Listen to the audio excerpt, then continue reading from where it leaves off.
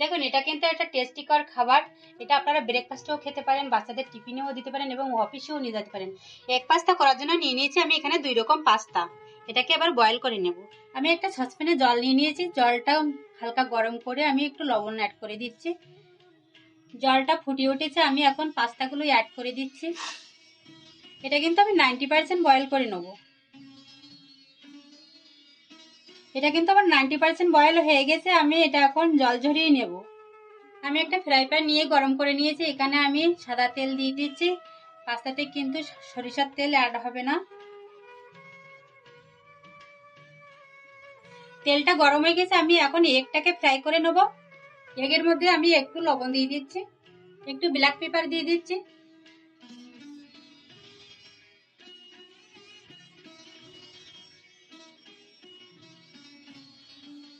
এগটা আমার ফ্রাই হয়ে গেছে, আমি এখন এটা উঠিয়ে নিচ্ছি। এখন আমি ভেজিটেবলগুলো ফ্রাই করে নেব। ভেজিটেবলগুলো আমি দিয়ে নিয়েছি বিনস, গাজর নিয়েছি। আপনারা চাইলে এখানে ক্যাপসিকামও নিতে পারেন। এই দুটো আগে ফ্রাই করে নেব। দেখুন এটা আমি জল ঝরিয়ে নিয়ে চলে এসেছি, এখানে আমি অল্প তেল মাখিয়ে দিচ্ছি এর গায়ে, যাতে একটার গায়ে একটা না লেগে যায়, আর আমার ফ্রাই করতেও সুবিধা হবে। এটা এভাবে তেল মাখিয়ে নিলে। দেখুন এটা কিন্তু আমার আদা ফ্রাই হয়ে গেছে। আমি আদা ফ্রাই অবস্থায় আমি পেঁয়াজটাকে অ্যাড করে দিচ্ছি। আমি ভেজিটেবলের মধ্যে এখন পরিমাণ মতো লবণটা দিয়ে দেব। লবণটা বুঝে দিতে হবে, এতে সয়া সস পড়বে, সয়া সসে লবণ থাকবে। একটু ব্ল্যাক পেপার অ্যাড করে দিচ্ছি।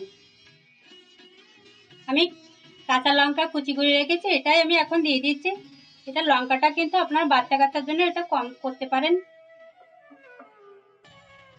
এবং লঙ্কা ছাড়াও করতে পারেন।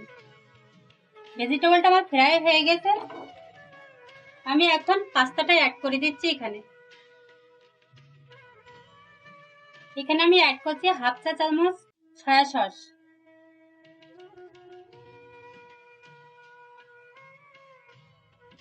আমার এটা ফ্রাই হয়ে গেছে, আমি এখন টমেটো সস অ্যাড করে দিচ্ছি। এখন আমি ফ্রাই করে রাখা এগটাকে অ্যাড করে দিচ্ছি।